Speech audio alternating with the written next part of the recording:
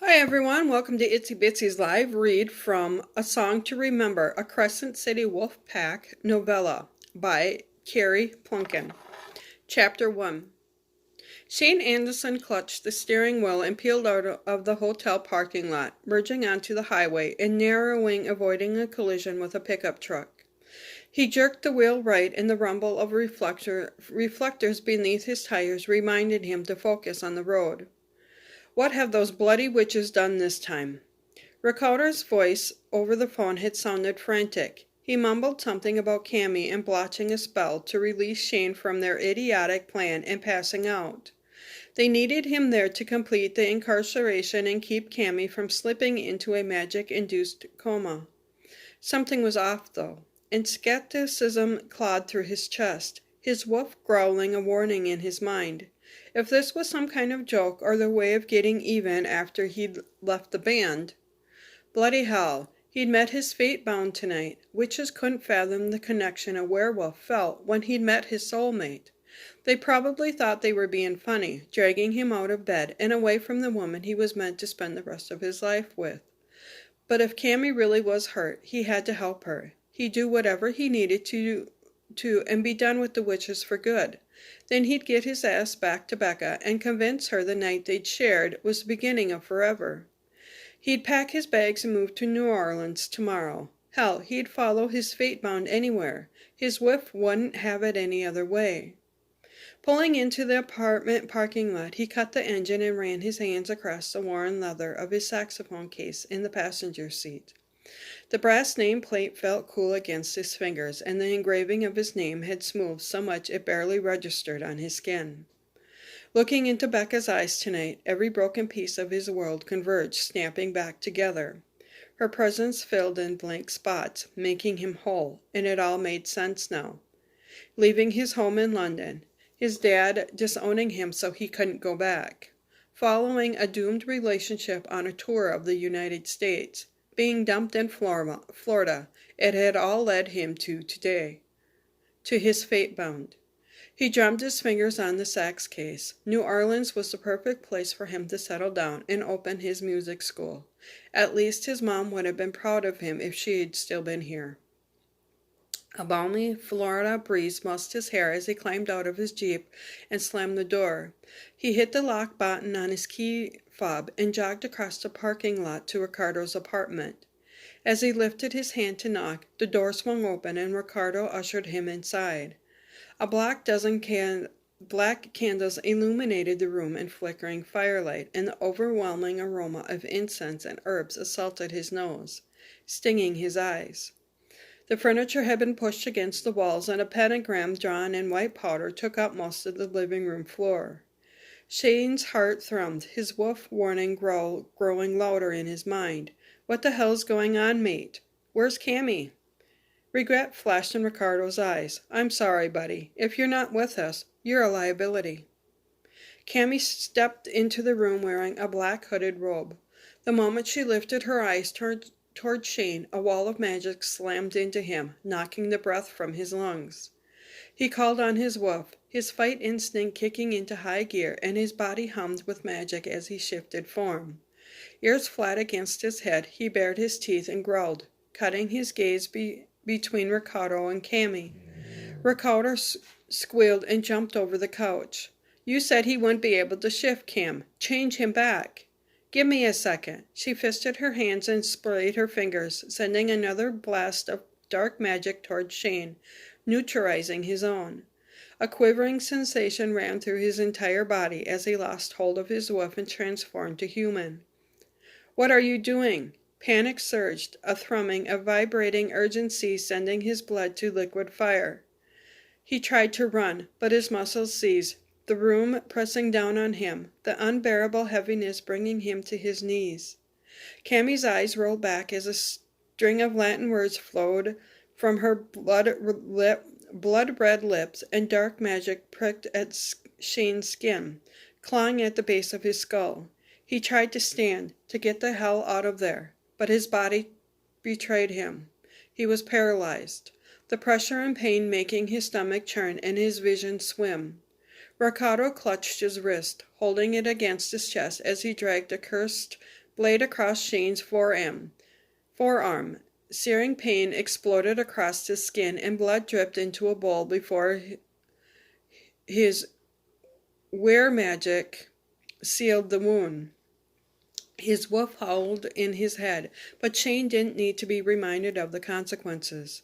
Where blood held powerful magic, there was that no witch should have ever have access to. He tried to speak, but his jaw clenched tight, his teeth grinding together until sharp pain shot through his temple. Ricardo shoved him to the floor, and he landed on his side, his cheek pressing into the rough carpet. Cammy stopped chanting and the pressure lifted, but his body felt like a lump of rock. She knelt to run her fingers through Shane's hair. It would be easier to kill him. We have his blood. That's all we need. He's our friend, Cam. I can't have that on my conscience. Ricardo set the bowl on a table. Just wipe his mind and we'll dump him down the road like we agreed. Shane groaned, trying to force through words through his thickening throat. They wouldn't come. The witches were the closest he had to family, and sadly, their betrayal was far from surprising. Roll him onto his back. Cammy dipped a spoon into the bowl of blood and added a single drop to a glass of purple liquid.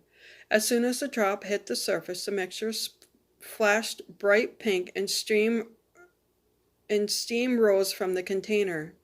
He's got to swallow this for the spell to work. Ricardo shoved his shoulder, and his muscles screamed as he rolled to his back. Our plans require a blood sacrifice from everyone involved. You are already in it, so you can't back out. He patted his shoulder. Don't worry, man. In a few minutes, you won't remember anything. With his thumb on Shane's chin, Ricardo pried his lips apart and pouring the steaming mixture into his mouth.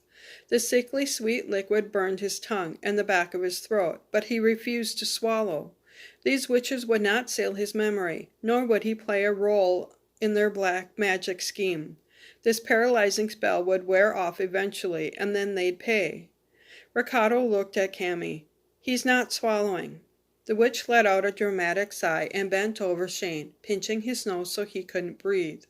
He tried to shake his head, to curl his hands into fists, to move anything on his body, but he was frozen. His lungs ached for air. Pressure building in his chest like a stack of cinder blocks sat on top of him. Instinct took over and he gasped for breath, sucking the magic concoction down his throat. He choked, sputtering the liquid and inhaling it again as a coughing fit whacked his body. The potion singed his sinuses, scorching from the back of his throat up to his watering eyes. Ricardo rolled him onto his side, and purple splattered across the floor as he expelled the last of the contents from his throat. He didn't swallow at all. Ricardo hauled him up, and his legs wobbled as the paralyzing spell began to lose its hold. He got enough, Cammy said. Put him in his car and drive. I'll follow you. His vision tunneled into darkness, and he squeezed his eyes shut. When he opened them, a woman in a black robe lowered her hood to reveal long blonde hair. Where had she come from? She looked familiar, and he whacked his brain, but her name eluded him. Who are you? The woman smiled. It's already working. Let's dump him before he gets all of his strength back. Take his phone and wallet. We don't want him finding us later.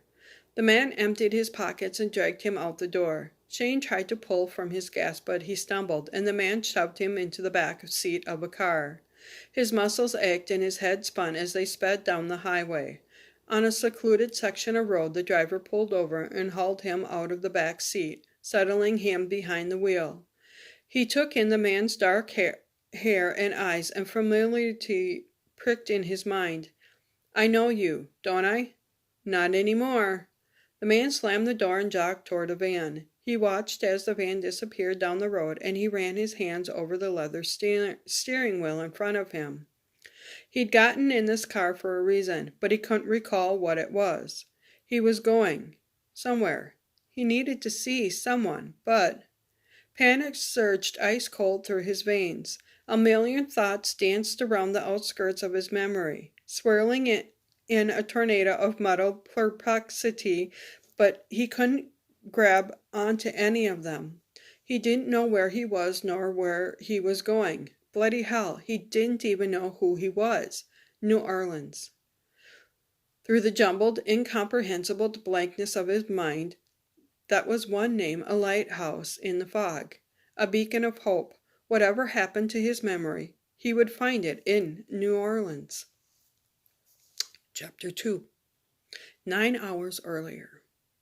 In what universe is summoning a demon ever a good idea? Shane sat his saxophone case on the floor and clenched his fists at his sides, sucking in a gulp of air. The mere mention of getting help from a friend raised his hackles, and his wolf hovered dangerously near the surface. Ricardo was insane. That was the only explanation. It's not a demon. We're making a deal with Amadeus. He's a Duke of Hell, and he rules over music. Ricardo palmed his shoulder. He can make our dreams come true. Your dreams. Shane shrugged off the witch's hand and marched toward Cammy, who sat with her legs curled beneath her on a brown sofa. Are you in on this too? The blue-eyed witch twirled a drumstick in her fingers and blew a pale pink bubble the size of her face. The gum popped and she worked it back into her mouth before answering.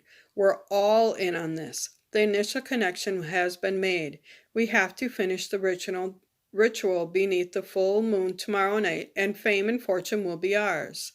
Her bright red lips curled into a smile, and she tucked a blonde curl behind her ear. Relax, Wolfman. We aren't going to summon him into the flesh.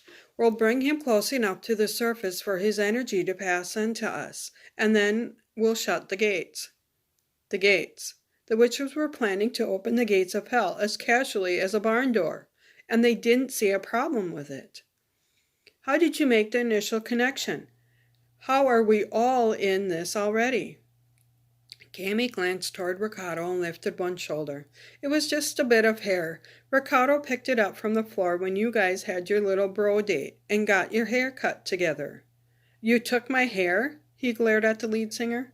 Ricardo raised his hands. It was going in the trash anyways. You're part of this, Shane? Cammy smiled and popped her gum. Jesus Christ. Raking a hand through his hair, he glared at his other bandmates. You'll sell your souls for a chance at success? Souls are overrated, Ricardo laughed. Anyway, man, we're not going to promise our souls. We're going to give him our lives right now. Let Amadeus run our careers. He'll be our manager. Cammy's agreed to let him speak to her through her dreams. Shane took another deep breath and focused on the 20 by 30 landscape painting hanging above Cammy's head. Snow clung to the ground and trees in the image, a far cry from the humid Florida weather he'd gotten used to. He hadn't seen a white Christmas in 5 years, and if he had his way, he never would again.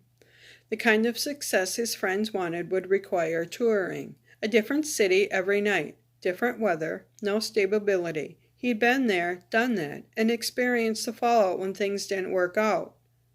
You're all crazy, you know that? Any Witch Way consisted of 5 members. 4 American witches and Shane, the token werewolf, the only Brit. While his friend's musical ability was decent enough to land gigs at weddings, small venues, and hotel bars, like the one they were about to play, they would never achieve stardom with their mediocre talent. Shane was counting on that. Come on, dude, you're the only one of us who's had a taste of fame, and we want to sample that deliciously sweet stardom, too, Ricardo said. And that went swimmingly for me, didn't it? You could have moved back to jolly old London, mate, Ricardo mocked. Shane's accent. But you stayed. Don't tell me you wouldn't do anything to get that back. I won't sell my soul. There was no use arguing with them. All creative types had egos, and convincing them stardom wasn't all that they had imagined. It would be impossible. He had been in the position once. The lure of fame was hard to ignore. Of course, he'd been more interested in the woman that came with the package. Being in a famous rock band was never his dream. It just happened to be part of the deal. But that was over now. I want out. I'll play tonight's show, and then I'm done. We need you, Shane. Cammy rose to her feet. You're the most talented member of the band. and your songs are killer. Thank you for listening to this portion.